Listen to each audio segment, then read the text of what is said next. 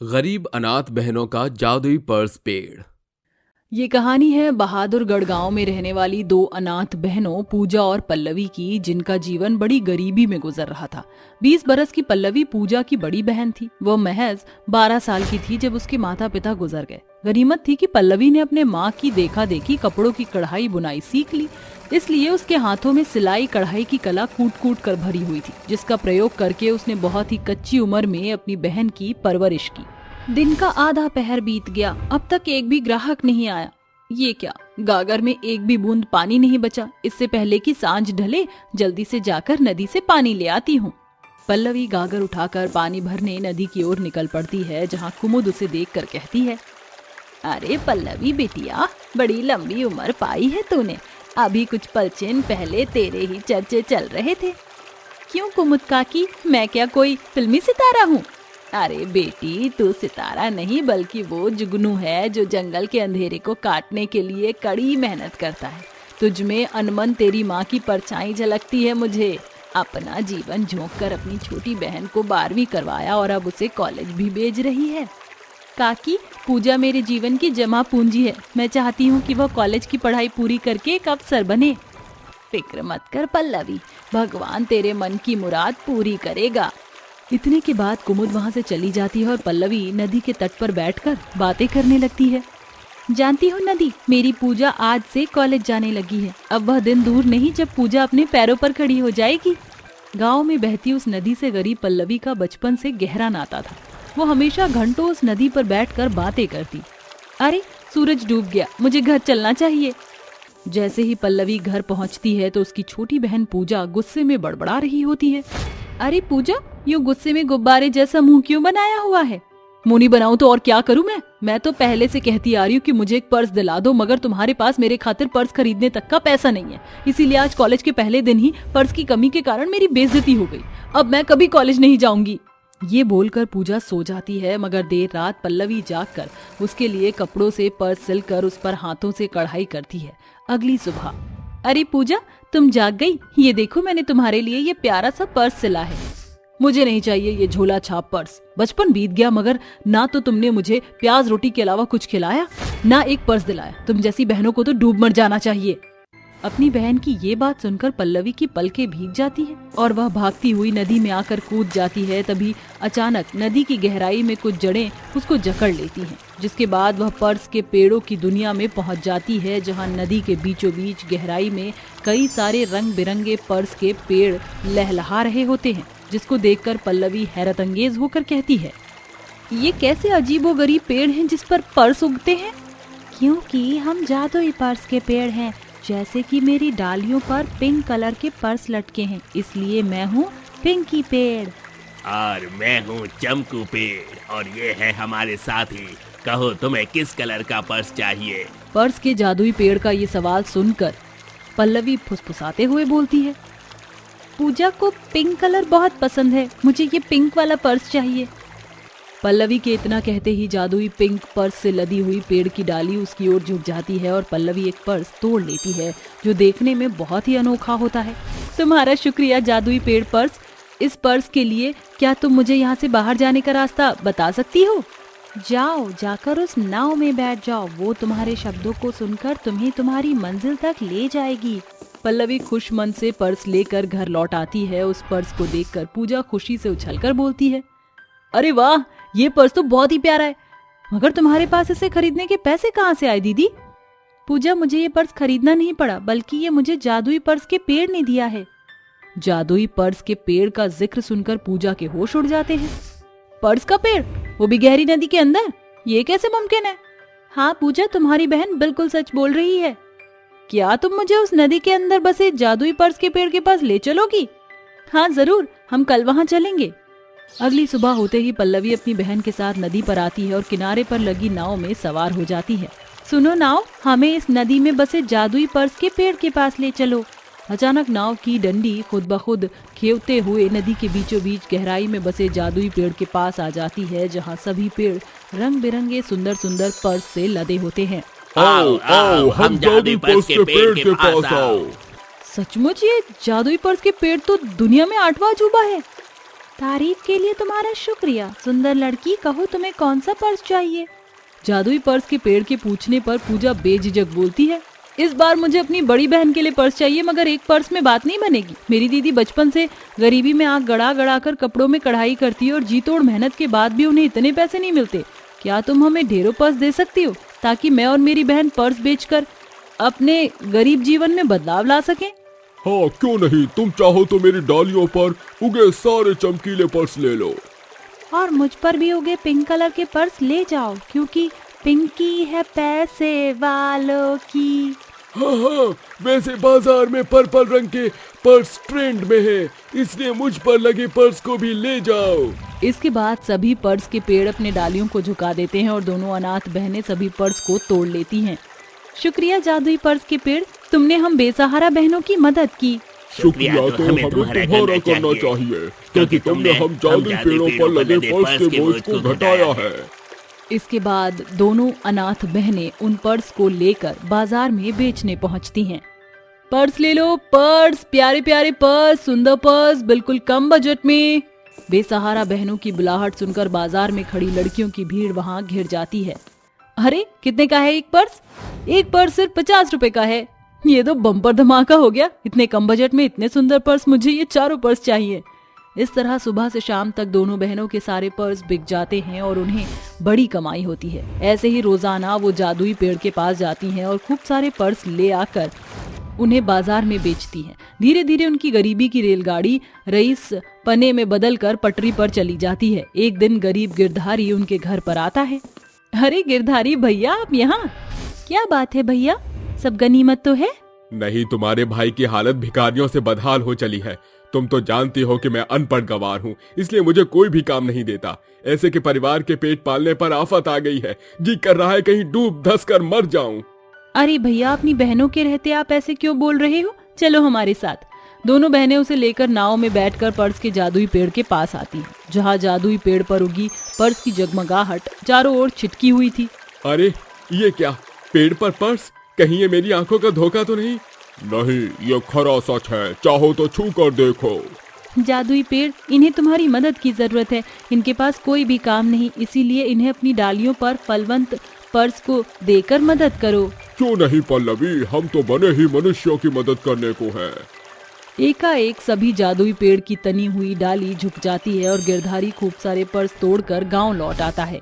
गिरधारी भैया, आगे बढ़ो और इन पर्स को बेचकर अपने घर पर गिरी गरीबी को मिटाओ। तुम्हारा बहुत बहुत शुक्रिया मेरी बहनों। इसके साथ पर्स के जादुई पेड़ की ये कहानी यहीं खत्म होती है।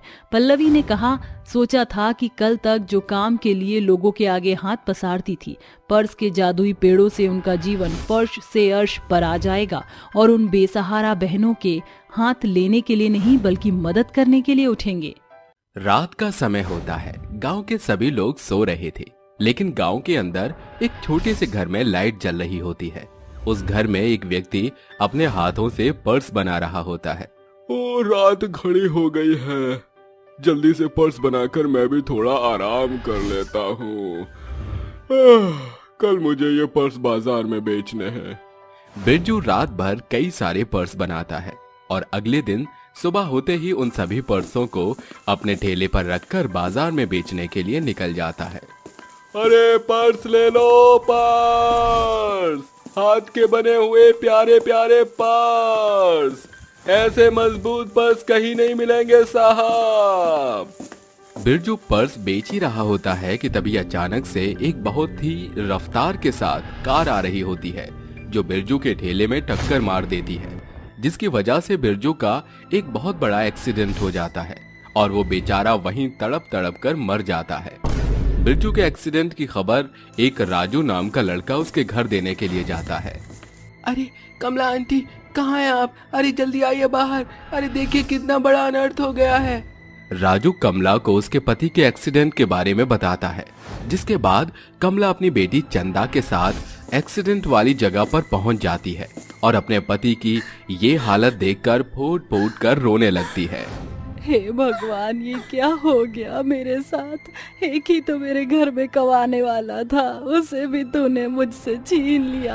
अब मेरा और मेरी बेटी का क्या होगा? कौन हमें कमा कर खिलाएगा? चंदा अपने पिता की लाश अपने सामने देखकर रोने लगती है। पिताजी, आप हमें छोड़कर क्यों चले गए? हमारा आपके अलावा इस दुनिया में और कोई नहीं था। अब आपके बिना हमारा क्या होगा? दोनों माँ बेटी मिलकर बिरजू का अंतिम संस्कार कर देते हैं। बिरजू के बाद कमला पर्स बेचना शुरू कर देती है। अरे बेटी चंदा, आज तो एक भी पर्स नहीं बिका। सुबह से शाम तक चारों तरफ घूमती रही, लेकिन किसी ने भी मेरा एक भी पर्स नहीं खरीदा।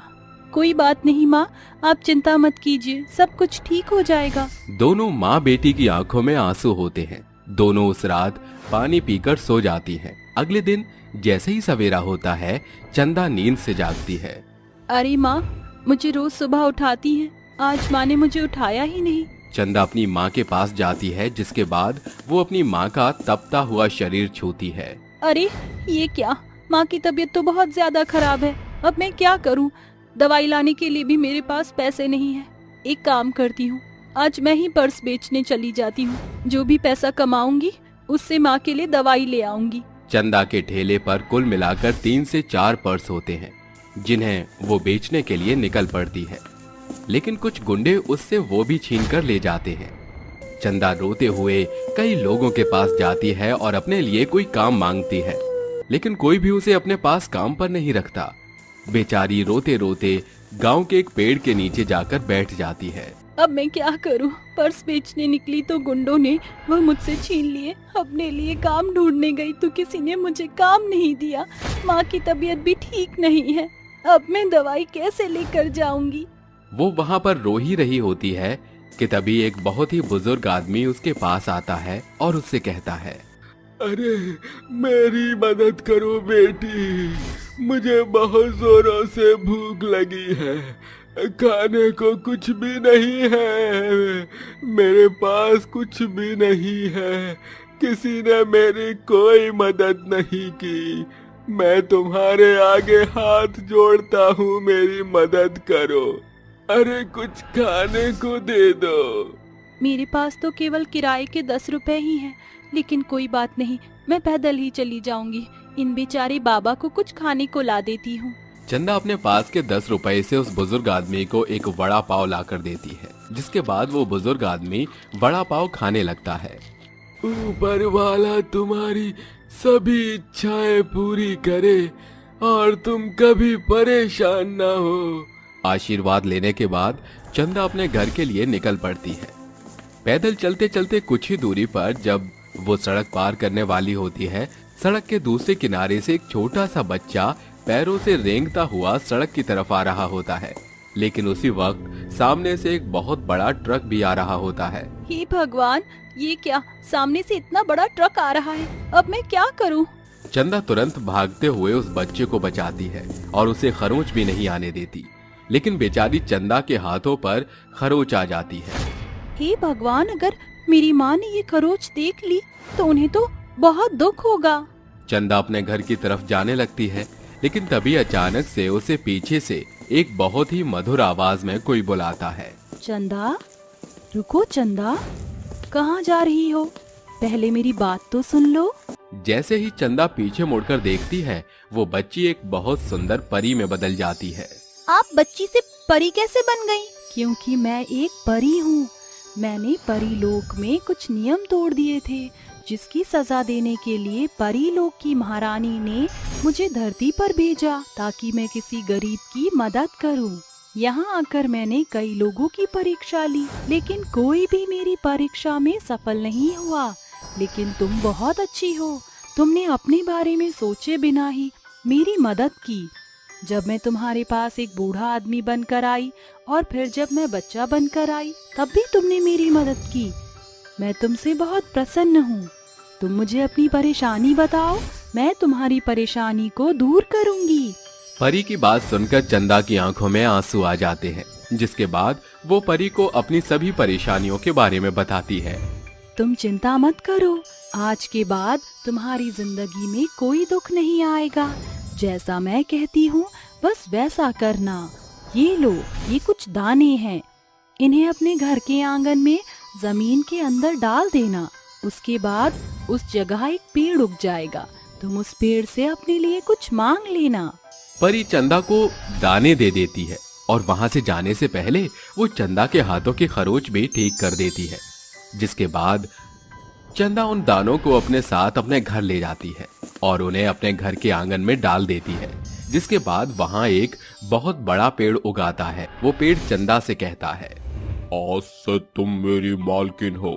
तुम जो चाहोगी मेरे पेड़ पर वही उगेगा, लेकिन याद रखना जो भी तुम मांगोगी उसके बाद वो बदल नहीं सकता।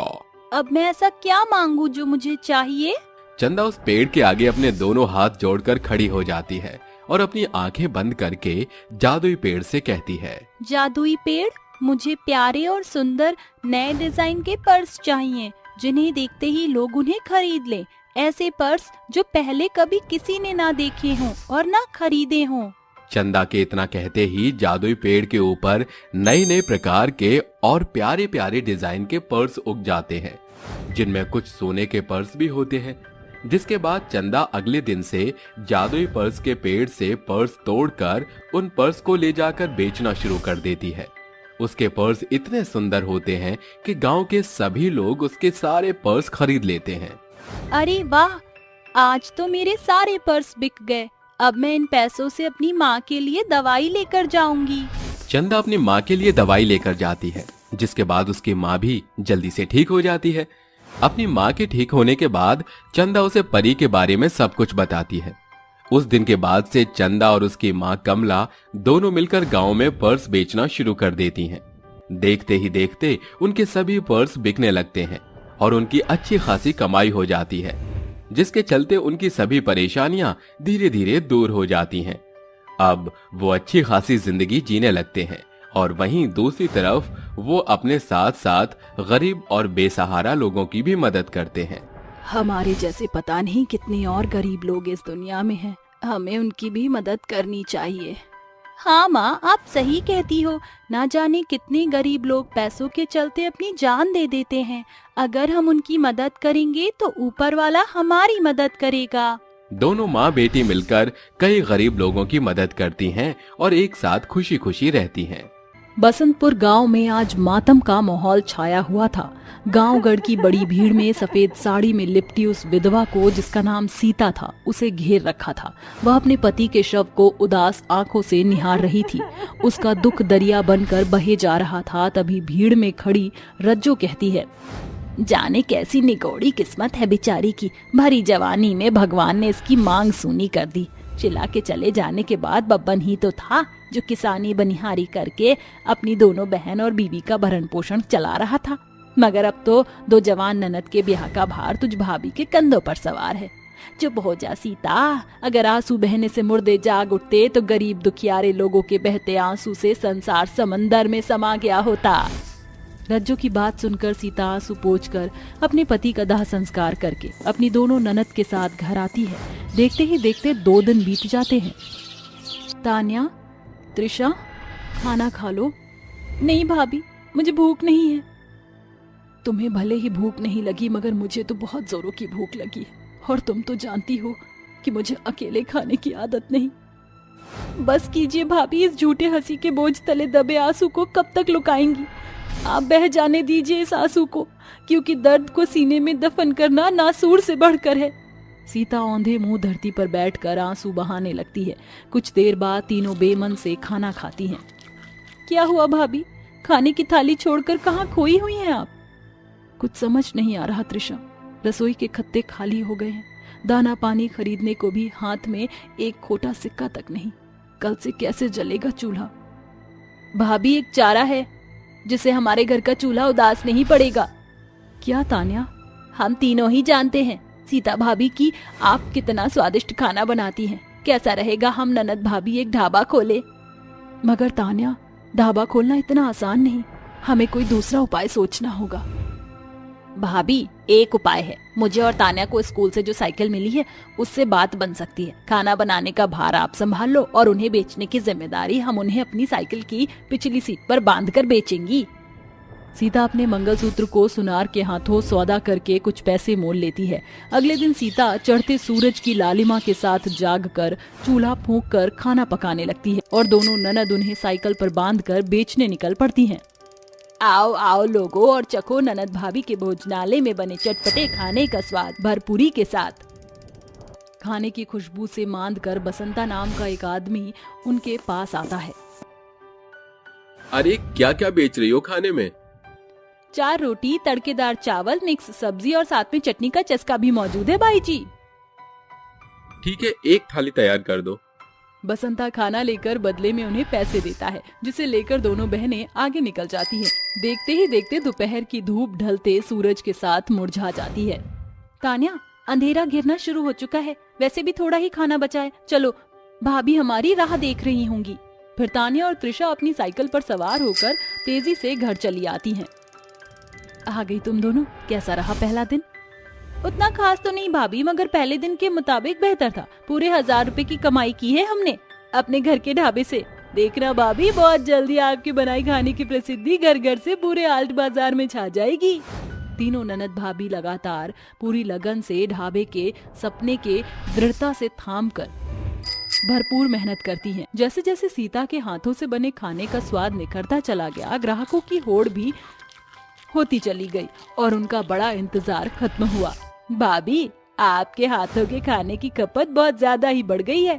हाँ भाभी, अब जितना खाना साइकिल पर लेकर जाते हैं वह आधा पहर तक बीत जाता है और खाने की कमी के कारण हम खाली हाथ लौटना पड़ता है। अब हमारे पास खुद के खाने का ढाबा खोलने के लिए पैसे जुड़ गए, क्यों ना हम कल से ढाबा खोल लें? हाँ, तुम सही कह रही हो तान्या। अब हमारे पर अपने इस ढाबे के विचार को साकार करने का आधार है। हम ढाबा खोलेंगे, मगर यह साइकिल से खाने का व्यापार चलते रहेगा ताकि हमारे खाने से बंधे ग्राहक बिखरे नहीं। इसी के साथ तीनों ननद भाभी एक खाली दुकान को भाड़े पर लेकर ननद भाभी भोजनालय के नाम से खाने का ढाबा खोलती हैं। मां अन्नपूर्णा, हमारे इस ढाबे पर अपनी दृष्टि फेरना ताकि हमारे ढाबे के खाने का स्वाद ग्राहकों के मुंह में घुल जाए। देखो भाभी, ग्राहक आना शुरू हो गए। त्रिशा, तुम ये रोटियां सेको, मैं झटपट से दाल और सब्जी में तड़का लगा दूं। अगले ही पल तान्या खाने से भरी थाली ढाबे पर बैठे ग्राहकों के सामने परोसती है। ये लीजिए काका, गरम गरम खाना खाइए, एक बार खाएंगे फिर बार बार आएंगे। ऐसा क्या? ये तो तुम ननद भाभी के ढाबे का खाना चक्कर ही पता चलेगा। जैसे ही मनोहर खाने का एक और खाता है, उसके मुंह से बड़ाई के बोल फूट पड़ते हैं। अरे वाह, क्या जायकेदार खाना बनाया है, स्वाद मुंह में घुल गया है। तुम तीनों ननद भाभी का हाथ एकदम नपातुला है, मिर्च मसाले का भरपूर ज्ञान है आपको। शुक्रिया काका। हमारे ढाबे पर खाने के साथ आप अपना ऑर्डर भी दे सकते हैं, यहाँ होम डिलीवरी एकदम फ्री है। अरे वाह, ये तो बिल्कुल शहर के जोमेटो जैसा है। उसे गांव गढ़वासी भी होम डिलीवरी को जान समझ सकेंगे। ऐसे ही समय बीतता है। धीरे धीरे ननद भाभी के ढाबे के खाने की खुशबू गांव देहात के ग्राहकों में बढ़ चढ़ कर उठती है। अब ननद भाभी के भोजनालय ढाबे पर खाने वालों की बड़ी भीड़ जुटती रहती है। तान्या, त्रिशा, बस इतनी मदद काफी है। अब बस सिगड़ी सुलगाकर रोटियां ही तो सेकनी है। तुम दोनों जाओ और ढाबे की ये डिलीवरी दे आओ, कहीं देर ना हो जाए। अरे भाभी, चिंता ना करो, हमारी साइकिल बुलेट से बढ़कर है, बस मिनटों में ऑर्डर देकर वापस आ जाएंगी। ऐसा कहकर दोनों ननद ढाबे का खाना साइकिल पर लेकर पहुंचने चली जाती हैं, जहां डिलीवरी का ऑर्डर एक बड़े दफ्तर के पास देखकर वह कहती हैं, वो देखो त्रिशा, ये तो किसी अफसर का दफ्तर है। कभी सोचा नहीं था हमारे ढाबे के खाने को इतने बड़े लोगों के बीच में पहचान मिलेगी। जैसे ही वह खाना लेकर अंदर आती हैं, रौनक नाम का एक रईस शख्सियत कहता है, ये आप दोनों का ही इंतजार कर रहा था मैं। आपके खाने की खुशबू इतनी उम्दा है कि भूखा दूर से ही भाप जाए। जी शुक्रिया सर, ये तो स्वाद की बात है। हाँ, सो तो है, आपके खाने में घर जैसा स्वाद है, इसलिए मैं आपके ढाबे का खाना पसंद करता हूँ। और मेरे स्टाफ को भी खाना बेहद भाया, इसलिए कल से आप यहाँ 30 टिफिन लेकर आना। ये सुनकर तान्या और त्रिशा का चेहरा खुशी से खिल उठता है। भाभी, हमारे ढाबे के खाने की डिलीवरी से लोगों में चाव बढ़ती ही जा रही है। कल से हमें एक नए दफ्तर में 30 टिफिन खाना पहुँचाना है। ये तो खुशी की बात है, हमारे ढाबे के खाने की खुमारी लोगों में बढ़ रही है। ऐसे ही वक्त गुजरता है। तीनों ननद भाभी उस ढाबे से दिन दुनी रात चौगनी तरक्की करती हैं, जिसे उनके घर पर छाई गरीबी की बदरा छट जाती है। देखो भाभी, हमारे ढाबे ने स्वादिष्ट खाने की सुर्खियां बटोरने में महंगे 5 सितारे होटल को भी पछाड़ दिया। हाँ, मुझे अभी याद है, ढाबे के शुरुआती दिन में ये इक्के दुक्के ग्राहक हुआ करते थे, मगर आज यहाँ सैकड़ों लोग हमेशा होते हैं। खरा सच कहा है, हमारा ढाबा आज अपने खाने की पहचान का मोहताज नहीं, मगर हम इस बात को भी नहीं बिसार सकते कि यह साइकिल हमारे इस ढाबे की नींव है। उसने गरीबी के बुरे दिनों में बढ़कर साथ दिया, इसके साथ से ही हमें ये कामयाबी हासिल हुई है। कल तक जिनके पास खाने को एक दाना ना था, आज उनके पास कोई घटी नहीं, क्योंकि उन्होंने ढांढस बांधकर ढाबे की नींव रखी। याद रखें साथियों, मेहनत जितनी बड़ी होती है, प्रतिफल उतना ही बड़ा होता है। कुसुम रसोई में अपने पति के लिए नाश्ता बना रही होती है, तभी उसका पति फोन पर बात करते हुए ऑफिस के लिए निकलने लगता है। अच्छा ठीक है, मैं बस पहुंचने ही वाला हूँ। अजी रुकिए तो सही, मैंने आपके लिए लंच बनाया है, कम से कम नाश्ता तो करके जाइए। विवेक उसकी एक नहीं सुनता और वो ऑफिस के लिए निकल जाता है। तभी उसकी काली चारों ननद टेबल पर बैठकर उसे आवाज लगाने लगती हैं। अरे भाभी, जल्दी से नाश्ता दे दो, मुझे कॉलेज के लिए देरी हो रही है। आपकी वजह से मुझे रोज रोज देर से ऑफिस पहुंचना पड़ता है, अगर ऐसे ही चलता रहा तो मुझे ऑफिस वाले निकाल देंगे। अरे भाभी क्या हुआ, ऐसे पुतला बनकर क्यों खड़ी हो, जल्दी से हमें नाश्ता दे दो। हाँ, बस अभी लेकर आती हूँ। कुसुम सबके लिए टेबल पर नाश्ता लगा देती है, जिसके बाद उसकी चारों ननद नाश्ता करने लगती हैं। अरे वाह भाभी, आपने तो नाश्ता बहुत स्वादिष्ट बनाया है। कुसुम की चारों काली ननद में से केवल प्रिया ही उसे सही समझ पाती थी। बाकी की तीनों नंद कुसुम की खूबसूरती के चलते उसे कम वास्ता रखती थी। नाश्ता करने के बाद उसकी तीनों नंद ऑफिस, कॉलेज और स्कूल के लिए निकल जाती हैं। आखिरी में प्रिया रह जाती है। प्रिया घर में ही छोटे बच्चों को ट्यूशन पढ़ाया करती थी। एक दिन कुसुम अपनी ननद प्रिया से कहती है, प्रिया, मुझे ऐसा क्यों लगता है कि तुम्हारे भैया मुझसे प्यार ही नहीं करते। ना तो वह मेरे साथ समय बिताते हैं और ना ही मुझे बाहर घुमाने के लिए लेकर जाते हैं। ये सुनकर प्रिया अपनी भाभी कुसुम से कुछ नहीं कह पाती। तभी कोई घर की घंटी बजाता है। अरे भाभी, लगता है दरवाजे पर कोई आया है, मैं जाकर देखती हूँ। प्रिया अपनी भाभी के सवाल से बचने के लिए दरवाजा खोलने जाती है, जहाँ वह दरवाजे पर अपने भाई विवेक को किसी और औरत के साथ शादी के जोड़े में देखती है। अरे प्रिया, ये देखो तुम्हारी नई भाभी। आप ऐसा कैसे कर सकते हो भैया? कुसुम भाभी को आपने इतना बड़ा धोखा दिया। अरे बहन, तू पागल हो गई है क्या? किसको भाभी बोल रही है?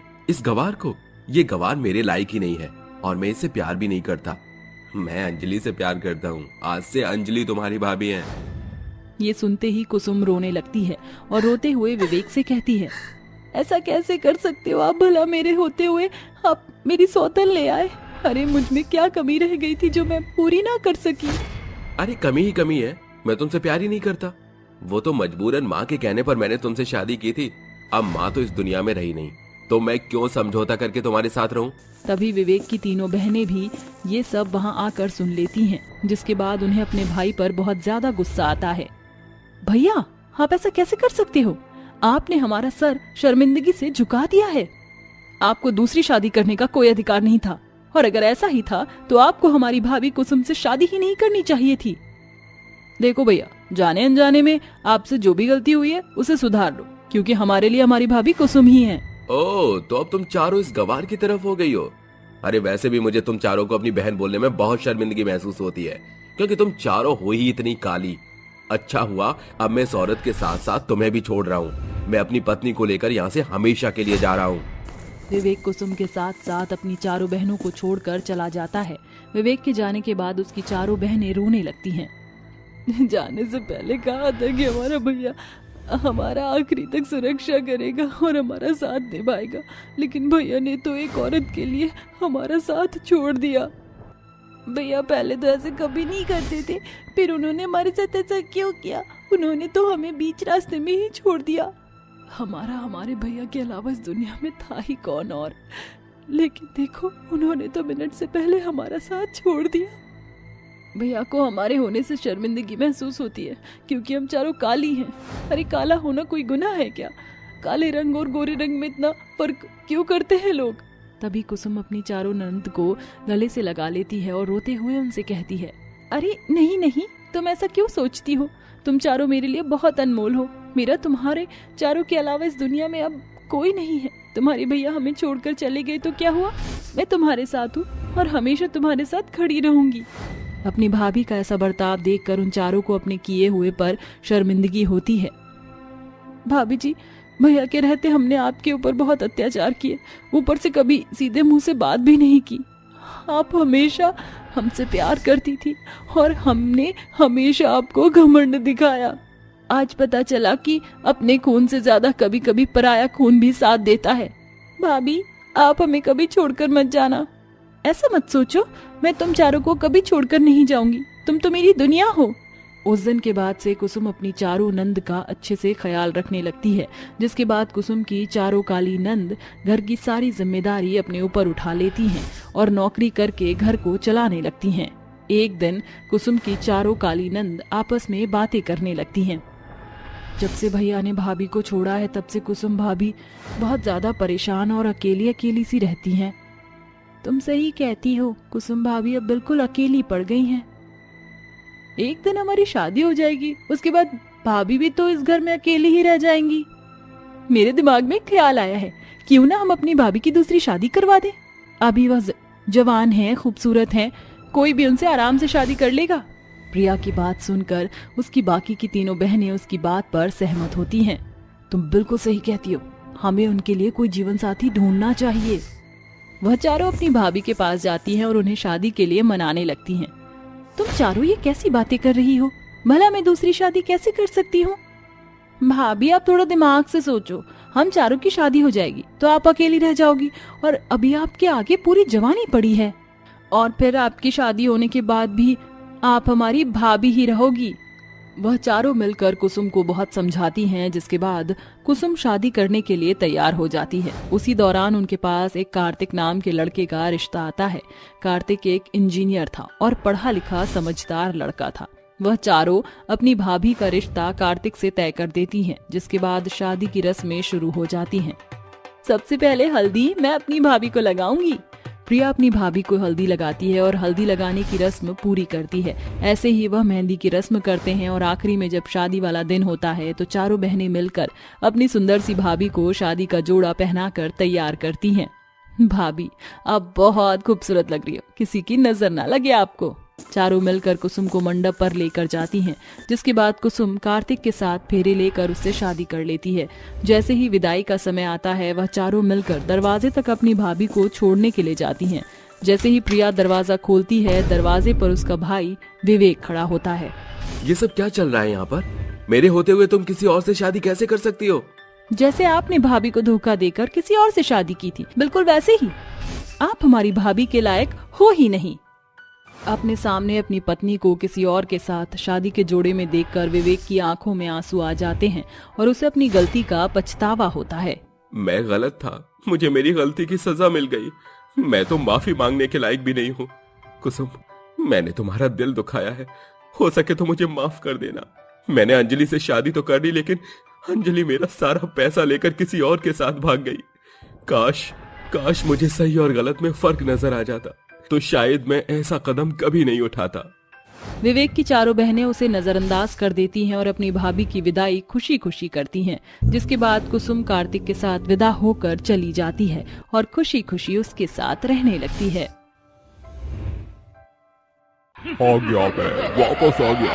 आज अमावस की रात है। गांव वालों, मेरे सामने आओ, मेरी इच्छा पूरी करो, जल्दी आओ। नहीं आए तो जानते हो ना, इस गांव को शमशान बना दूंगा।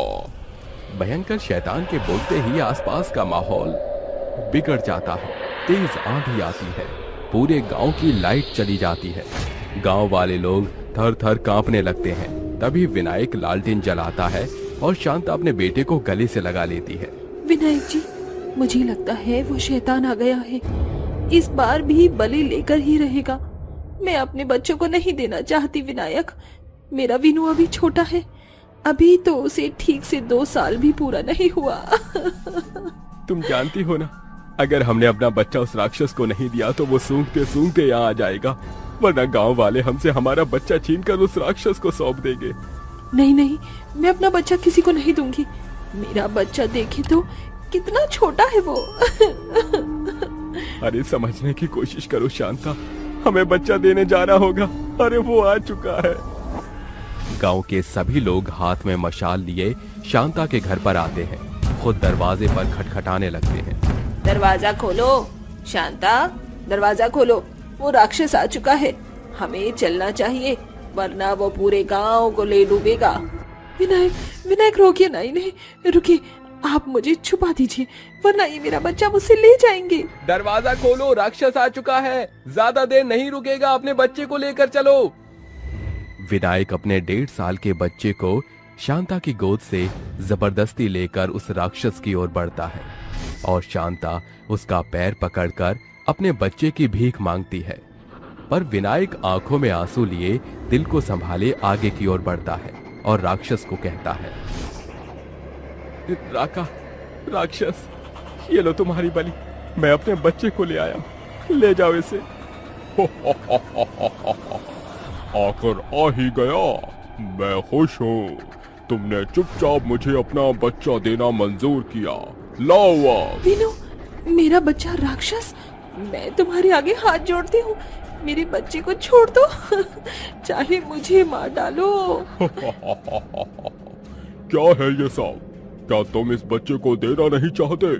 जानते हो ना बदले में तबाही होगी। नहीं राका, तुम ले जाओ हमारे बच्चे को। ये हुई ना बात। शांता अपने बच्चे के लिए बहुत बिलखती है, पर विनायक उसे जाने नहीं देता, उसका हाथ पकड़ लेता है। इतने में राक्षस बच्चे को लेकर जंगल में पहुंच जाता, उसे एक घेरे में रखता है और बलि चढ़ाने की विधि करने लगता है। ओम वें क्लीं दाक्षास असुरः ध्वनि उच्चारति आसुरः अम्मा। इस बच्चे की बलि स्वीकार कीजिए बलिसुर। राका के ये विधि करते ही वो उस बच्चे को तलवार से काटकर उसका रक्त राक्षस को अर्पण करता है। तभी बलिसुर उससे खुश होकर चला जाता है। आखिर मेरा ये काम पूरा हुआ। गांव वालों, अब अगले साल आऊंगा, मैं फिर से एक बच्चे की बलि चढ़ाऊंगा, तो तैयार रहना, अमावस के दिन ही आऊंगा। यहाँ एक तरफ राका खुश होकर अपने अगले साल आने के लिए गायब हो जाता है, वहीं शांता बहुत रो रही थी। विनायक और पड़ोसन उसके पास दिलासा देने आते हैं तो कहती है, दूर हो जाओ सब मुझसे, दूर हो जाओ, किसी से बात नहीं करनी मुझे। तुम सब मेरे बच्चे के कातिल हो, चले जाओ यहाँ से, वरना मैं कुछ कर बैठूंगी। और आप, अब से आप मेरे पति नहीं हैं। अपने हाथों से अपने बच्चे को उस राक्षस को सौंप दिया। ये कहकर शांता घर में खुद को बंद कर लेती है। विनायक भी टूट जाता है। ऐसे ही अगले साल फिर वो राक्षस अमावस की रात को आता है और इतने ही छोटे बच्चे को उसकी माँ बाप उससे राक्षस को सौंप देते हैं, जिसके बाद वो राका वही विधि करके अपने बलिसुर को बच्चे की बलि चढ़ा देता है। आखिर गांव पर ऐसी क्या विपदा आई थी जो माँ बाप को मजबूर होकर अपने बच्चे को खुद उस राक्षस को सौंपना पड़ता था? जानने के लिए कहानी के दिलचस्प मोड़ की ओर आगे बढ़ते हैं। पिछले 3 सालों में उस राक्षस ने 3 छोटे नवजात शिशुओं की जान ले ली थी। अमावस की चौथी रात आने को थी। फिर सुनैना और मोहित शहर से इस गांव में अचानक से रुकने के लिए आ गई थी। रास्ते में उनकी खराब कार हो जाती है कि 1 साल का बच्चा वो हाथ में लिए कहती है, सुनिए, हमारी गाड़ी खराब हो गई है, जब तक वो ठीक नहीं हो जाती तब तक क्या हम यहाँ रुक सकते हैं? जी वो, अब पर आपको यहाँ नहीं आना चाहिए था। क्या मतलब आपका? हाँ जी, कुछ नहीं, मैं आपको रहने का कमरा दिखाता हूँ, आप यहाँ आ जाइए। सुने ना, लाओ बच्चे को मुझे दे दो। नहीं नहीं मोहित, मैं संभाल लूंगी, आप बैग्स का ध्यान रखिए और इसकी दूध की बोतल दे दीजिए। ये लो।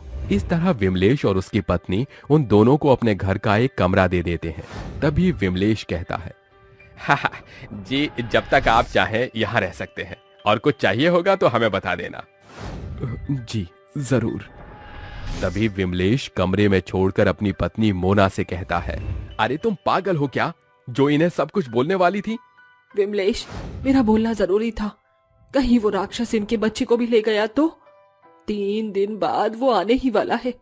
तो आने दो, कम से कम इस बार हमारे गांव का बच्चा तो बच जाएगा राक्षस की बलि चढ़ने से। आप कैसी बातें कर रहे हो? बच्चा बच्चा होता है, चाहे वो गांव का हो या शहर का हो। तुम सही कह रही हो, पर तुम्हें चुप रहना होगा, हमारी भलाई इसी में है। 2 दिन बीत जाते हैं।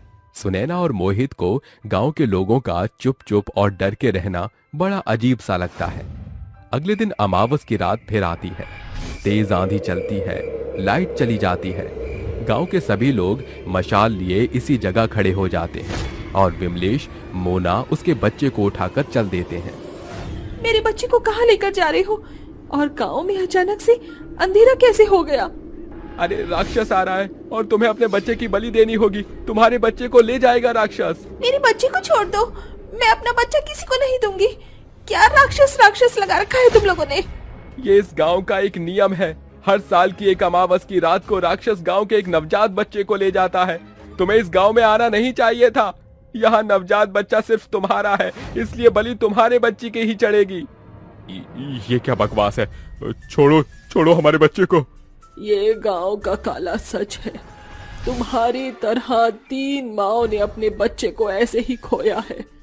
पर क्यों? ऐसा क्या हुआ था कि आप सब हर साल उस राक्षस को बच्चा देना पड़ता है? क्योंकि आज से 3 साल पहले वो इस गांव में आकर आतंक मचा रहा था।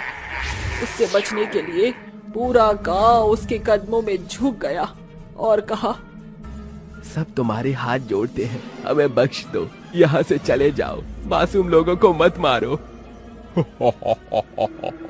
ऐसे कैसे चला जाऊंगा? या तो तुम सबका खून पी लूंगा या तुम मुझे बच्चा दोगे। मतलब ये कि अगर तुम चाहते हो मैं तुम सबको ना मारूं तो हर साल अमावस की रात आऊंगा और एक नवजात शिशु को ले जाऊंगा और फिर उसकी बलि चढ़ाऊंगा। गांव वाले राक्षस की बात से हाहाकार करते हैं, पर अंत में उसकी बात मानकर उसे बच्चा दे दिया करते थे जिसकी वो बलि चढ़ाता था। तब से हम हर साल उस राक्षस को अपना एक बच्चा दे देते हैं। आपने उस राक्षस की बात मान ली, लेकिन उस राक्षस को खत्म करना नहीं चाहा।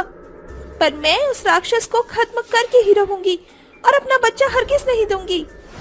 मैं तुम्हारे साथ हूँ सुनैना। क्या आप सब हमारे साथ हैं? जितना जल्दी हो सके उस भूत को मारने की तरकीब सोचिए। गांव वाले उनकी हाँ में हाँ मिलाते हैं। तभी भीड़ से एक औरत निकलकर कहती है, बेटा, मेरे पास एक दिव्य माला है। अगर उस माला को वो राक्षस छू ले तो वो मर सकता है। पर ये बहुत कठिन कार्य है क्योंकि वो माला बहुत प्रकाश करती है और राक्षस उसे देखते ही जान जाएगा, तो वो उसे नहीं छुएगा। मुझे पता है वो माला कैसे छुएगा। मैं एक नकली बच्चे को वो माला लपेट दूंगी। वो राक्षस जैसे ही उस बच्चे को हमारे हाथ से लेगा वो जलकर भस्म हो जाएगा। बहुत बढ़िया बेटा, ये तरकीब जरूर काम करेगी। सुनैना जल्दी से गुड्डे के बच्चे को उस माला से लपेटकर बच्चे के कपड़े पहना देती है। तभी वो राक्षस गुर्राने लगता है। गाँव वालों, मैं आ गया हूँ। जल्दी से मुझे वो बच्चा दो, मैं उसकी बलि चढ़ाऊंगा। ये लो मेरा बच्चा, ये लो, मेरे बच्चे को छोड़ दो। तुम इस गांव की तो नहीं लगती, बच्चा तो मैं ले जाऊंगा वैसे। लाओ दो। ये कहते ही राक्षस उसके हाथ से बच्चा छीन लेता है और माला के स्पर्श होते ही वो राक्षस बम की तरह जोर से फट जाता है, जिसके बाद वो राक्षस का अंत होता है और सुनैना मोहित अपने बच्चे को लेकर हमेशा के लिए अपने शहर चले जाते हैं।